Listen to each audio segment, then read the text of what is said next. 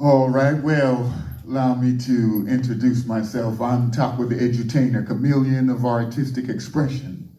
I have multiple art forms in my possession, and just in case you haven't been told, this brother cannot be pigeonholed. Because just when you think you got him pegged, he takes off stepping on another leg. Yes, it's a fascinating phenomenon of you watching a chameleon change his hue. For although he's neither nor, he can be either or, he's whatever the occasion calls for. And what, you might ask, is an edutainer? He's one who educates while he entertains you, and when the night is over and you're long gone, he's left you food for thought to chew on. Food designed to educate the more thoroughly you masticate. And it's a no-brainer once you've heard the edutainer. It's hard for you to stay dumb with an epiphany exploding in your head like a think bomb. All right. It's a man's world. All right. It's a man's world. But it wouldn't be nothing without a woman or a girl. Living in a society plagued by misogyny. If you're disrespecting women, I ain't buying what you're selling me. The way they treat the women is a shame and a disgrace. The way they treat the mothers of the human race. You poison their minds when you deal in ignominy. The minds of the mothers and teachers of our progeny. The innocent children will inherit the same mindset. What you mold and shape in the womb is what you get. Now I've traveled the world, I've sailed on the 7 seas. All over the world saw cultural misogyny. When an Arab dad had a baby girl, there was no paternal joy. Some would bury their baby girls alive because she wasn't born abroad. In this ignorance, they lived on destruction's brink. If Allah most merciful hadn't sent them Prophet Muhammad, by now they'd be extinct. They didn't allow their women to be educated. They kept them barefoot and pregnant in the kitchen, oppressed and domesticated.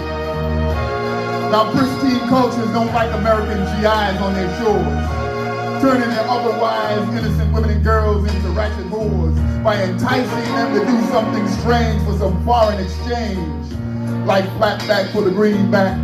But before the GIs got there, their civilized cultures were intact. Now in America, women are supposed to be so precious and sacred, but men put them on the stage, scantily clad and bucket naked, to primp and pose and twerk for the pleasure of strange men. When will we put an end to this misogyny? Men say they won't buy the cow, the milk is free, rationalizing their irresponsibility, treating the women as a sexual plaything and assistant masturbator. Have you heard such a horrible thing? Now I don't understand how some people can laugh at misogynistic humor or dance to misogynistic lyrics when they hear it and get their laugh and their dance on, but I say the joke's on you, mister. They're talking about your mama, your daughter, your sister. Disrespecting the womb that bore you, with labor pains gave birth and cared for you, with mother's milk and love and self-sacrifice, and now they dissing with words that ain't nothing nice. So let's restore the family, put an end to misogyny, regain the village mentality, guide and protect our progeny. For any society plagued by misogyny, where sex is bought and sold like a commodity, like ancient Rome, it's doomed to fall when one and all are having a ball with the savage practice known to all as misogyny. Wow. Awesome. Powerful. I have a couple of books in print. If you like what you hear, that one came from this book, Thought Provocateur, was published in 2020 when I was sheltered in place, when Minister Farrakhan told us retire to your chambers. Yes, sir. I had to stop twiddling my thumbs and do something, right? That's right. And this one just dropped on the 4th of July this year, 66:6, look that up in the Holy Quran, apocalyptic poetry of the edutainer. The theme of this one is the end of the world of white supremacy. Now the next piece I'm going to do is out of this one. and it's called Black Wives Matter. Befitting that that should follow the poem I just spat, right? The 64-year question. To the wilderness of North America, when did blacks first arrive? It wasn't 1619, that's a lie. It was 1555.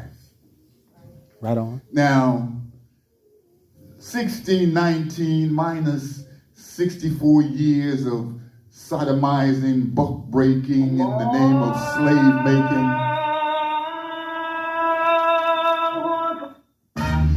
Time for Isha.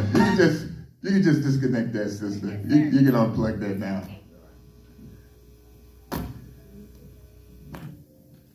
So we'll start over.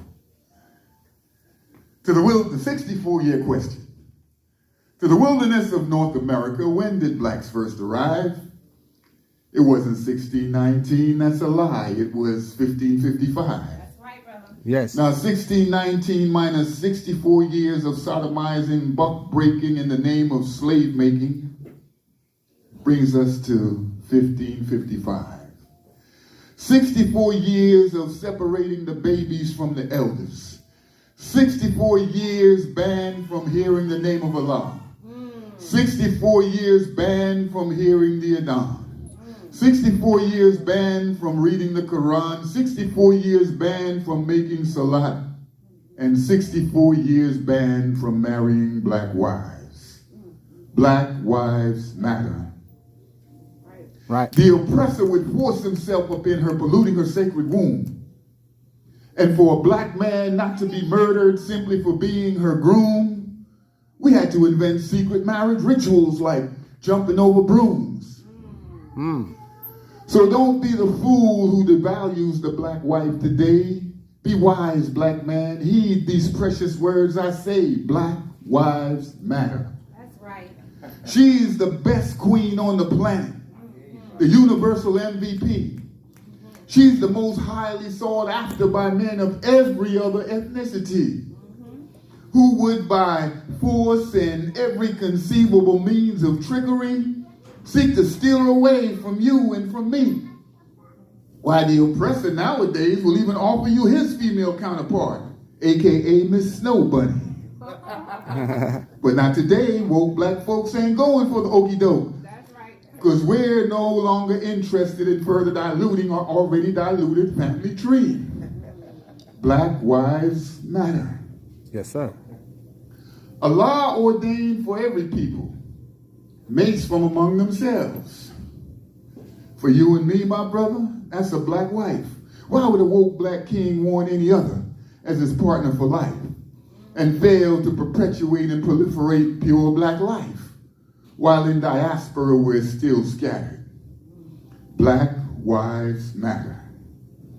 I came through the womb of a black wife. I nursed from the breasts of a black wife. I learned to walk and talk from a black wife. The life I have she gave me, the man I am she made me.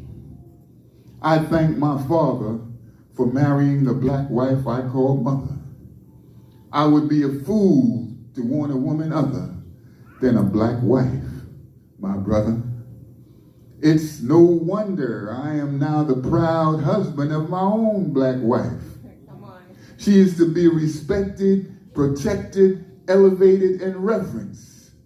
Heaven lies at the feet of the black wife. Our nation can rise no higher than the black wife. Come on. Teach. All right. Black man, you're missing something monumental in your life if you deprive yourself of the paradise of a black wife. That's right. Now, can the edutainer make it any plainer? This one is simply a no-brainer. Black wives matter.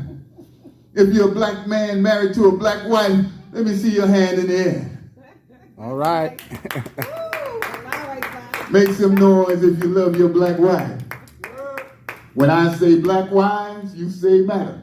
Black wives, Matter. black wives. Matter. When I say black wives, you say matter. Black wives Matter.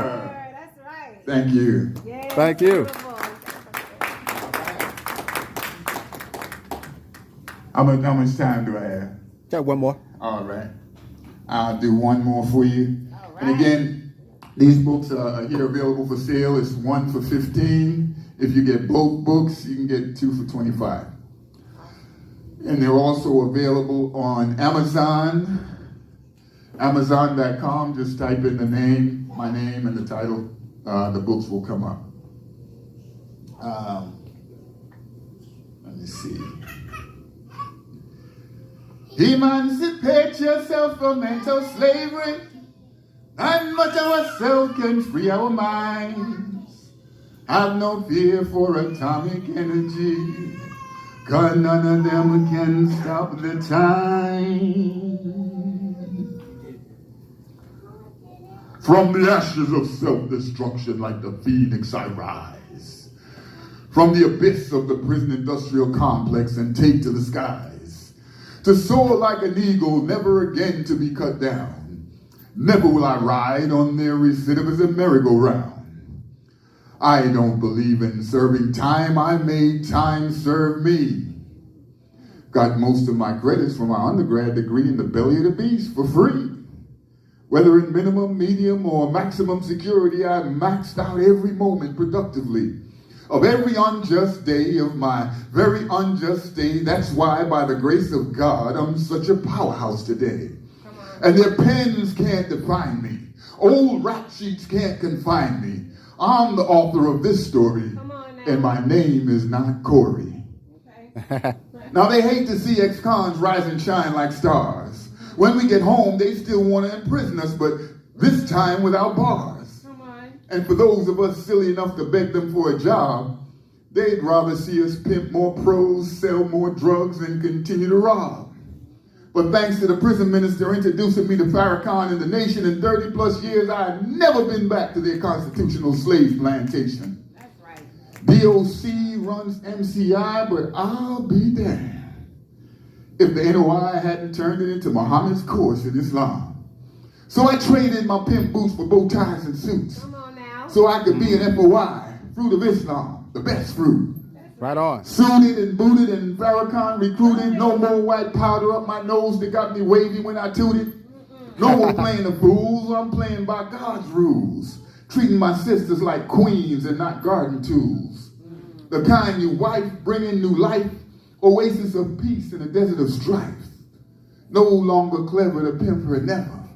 Through a love I will live forever as we raise a dynasty through our progeny. Sister, baby, let's make man in the image of we. Let's appropriate to procreate and co-create, manifest in the law of the great. As we rise to the heights and learn to be G-O-D, no more P-I-M-P. Yes, sir. And their pens can't define me. Old rap sheets could never confine me. Right. I'm the author of my story. Right. And my name is not C.O.R.I. My name is not C.O.R.I. It's TAQWA the Edutainer. That's my time. Thank you very much. Thank you.